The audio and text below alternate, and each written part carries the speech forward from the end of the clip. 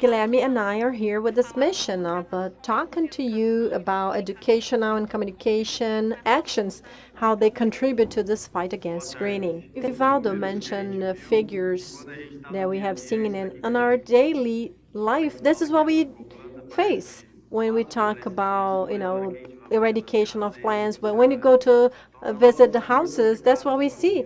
There's this gentleman sitting down and, with the 10-year-old myrtle trees there. And our mission is to get rid of that. So I heard someone say something one of these days that drew my attention, and that was, what's the top challenge of agriculture? Is this? Well, I cannot show. Is that the myrtle tree or that gentleman over there? Where's the challenge? The plant or the human being? And the answer is the human being. We have to negotiate with them.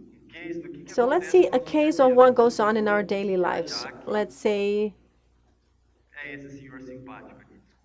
Jackie, you're going to be this gentleman, okay? Just for this, the purpose of education. So, good afternoon. How are you doing? Good. I'm Guilherme. I am from Fundo Citrus. He's going to ask me something. I know. Well, we are, trying to talk about, Holland graining. It's this Chinese disease. There's this little insect that, that will affect the phloem, and even the root is destroyed. What do I have to do with this? So that's the first reaction we face. Well, that is not enough. That's my first argument. But now I go on to say, well, in fact, after all this talk, we are here to eradicate your lemon tree. No way. How come? My grandmother gave me that nursery plant, and you're going to come here and try to, just yank it from the ground? It seems impossible. That's what we thought. And that's the way you think, too, I suppose. And but based on our strategy and convincing negotiation that we're going to be talking about now, that became possible. And that is only possible thanks to awareness raising. If you go to a person's house with a speech like Guilherme, role played here is much more difficult. And even, I would say impossible to convince anyone. For us to try and convince people, we have to follow a series of strategies behind it until you get there and you knock on someone's door. That's what we're going to show you today. And that's why we have this campaign, United Against Greening. Our strategy is based on understanding the other, because the problem is the person, so I have to communicate with this person. And there is a word called empathy, that is for me to feel just like the other person.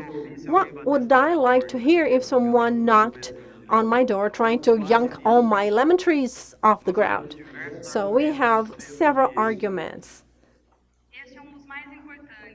And something that we can mention is a good argument is the 200,000 jobs, direct and indirect ones, that are created by citriculture. So when we go to someone's house to replace a plant, besides being in their shoes and try and convince them, we also have to be armed with a series of good arguments to tell them the importance of citriculture, social and economic importance, so that they help and agree to replace the trees.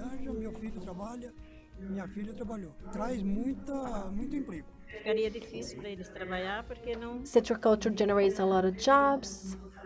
It's important to have jobs. I'm sorry, the sound of the video is not coming to the translation booth.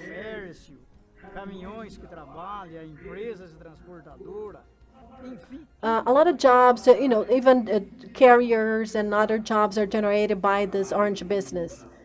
This awareness efforts are important in citriculture. We have to provide support, and we have to deal with this issue of eventual unemployment. So this is the public that is part of our campaign. It's hard to talk to all of those circles here represented. We have to discuss the impact of greening to the government, citrus growers, industries, agronomists, consultants, technical people, commercial reps, institutions of research institutions, and the most complex people of all, those that have to participate the most, that is the society, common society, people that have no idea what greening is, let alone sell it, and they have no idea of the importance of citriculture has to their cities. That's why, those are the ones we have to make aware so that they engage in our campaign. For us to talk to those people and engage them in fighting greening, we had to overcome this challenge of talking to a very heterogeneous public and diverse one. Um, and we did that by different strategies. Like we were present in different media and with personalized information for each of those categories of groups and also direct control. So, for us to reach a large number of people and make them aware, we set forth some strategies for mass communication. Communication that will reach a lot of people at the same time. So what have we done within those strategies? First step in launching this campaign took place June last year in the Citriculture Week, and the kickoff was our delivering more than 20,000 stickers, car stickers. Yeah, we also have them available here today if you want to have one. So that we could communicate this message in a broader way through vehicles. We see a lot of them around in our highways, and that generates a lot of curiosity as well among people. Then we had billboards placed in several cities in the state of Sao Paulo to also increase communication. Here we have a TV commercial that was aired here in São Carlos and Araraquara, and also Bauru. More than 3 million people viewed that. And within this portal, we have this marketing portal to talk about greening and how people can contribute. There was, really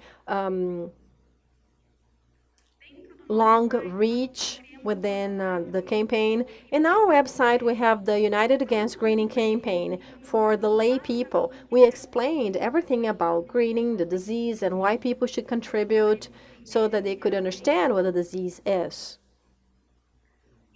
Also, we had interviews in the media. Media is a very important channel for us to reach people in the society. So we have intense work with our press, with agronomists, researchers. They're all given interviews, being interviewed in the newspapers, radio, and TV. Our own videos with success cases for citrus growers, they are able to control greening. They have a management that gets good results, and they explain what has to be done. Social media, we have Facebook, YouTube, Twitter.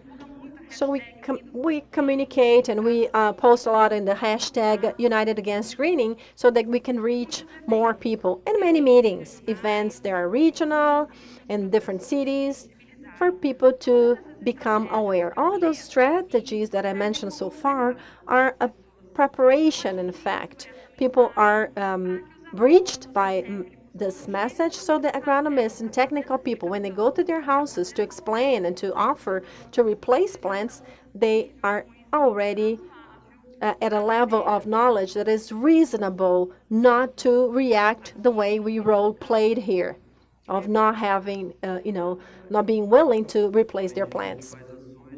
And well, besides that, we have awareness raising action. So before going to someone's house and trying to negotiate, we inform people. Here is an example of that. This is the people from the Department of Agriculture and the CACI and CDA, and they support us in this work. We still need something top down, but everyone here, they want to work with us towards results. Also, we have a field training. There is a colleague that was here. This is Botucatu recently. There's a colleague here watching this presentation, and one of those there in the picture. So we also involve the city management. Let's say we have a city within a certain radius of 3 to 5 kilometers. This is our colleague, agronomist, and the Fund Citrus team, together with the city mayor, to negotiate action. So the city hall, they want to help. They're not going to do everything themselves, but they're going to provide us with an employee or with a health agent and or equipment, or they're going to help us with something. It all takes place. That's going to be communicated in the newspaper in town, the radio, the TV. We also visit schools. Since, elementary school until high school, so that we take information to them for them to take home to their parents. So when we come to a place like this and we ask them, do you have anyone or do you know anyone that works in citrus production? Half of the class, or even 70% of them, sometimes will raise their hands. So the city depends on that. Many cities, it generates a lot of jobs, creates a lot of jobs. Plus, we have banners in town. Also, we have a car with loudspeakers going around. This is the cheapest and more efficient way to communicate our work. It costs little and it will reach a lot of people. We are working in Olio. Olio is the name of a town. And before we start working, we use this type of communication, the car with the loudspeaker. 2 or 3 days afterwards, I get a call and I pick up the phone and they say, are you the guy from the citrus that is willing to cut the trees down? Well, I am I am a city hall, city mayor's nephew, and I want to talk to you. I have 2 plants here at home, and I cut them down. I just want you to come here and take, everything from me and to, get the stumps out, right? So you see, the car really helps. And then we go door to visit people, and we take them materials to help inform people. So when I talk to this housewife and I say, do you have any disease plant? So I show them, this is the way it looks. Do you have a plant like this? I don't have to tell her that her plant is diseased. She'll come to that conclusion by herself. Also, we have field survey interviews to improve our approach, and we come there again to this gentleman's house, and now we come with tractors, a power saw, and people to make a mess. But now this guy has been convinced much more than in the first contact. So work is made much easier, and it's easier for us to eradicate plants. As Ivaldo mentioned, he said 90% of acceptance, right? It's very high percentage, and that's what we want to have on a daily basis. We want to have this positive figure. It's very interesting, and we feel that in our communication to cities, we make them feel like they're part of the business. After they eliminate the plants, they really want to engage and participate. Here we have 2 emails that we got.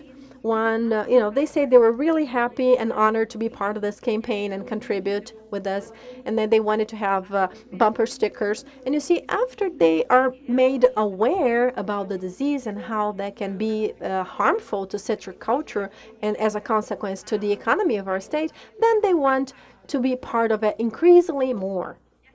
And there's some more indicators, a little bit of the hashtag United Against Greening, Facebook. People will share, they feel like they're part of it, and they, spread the word.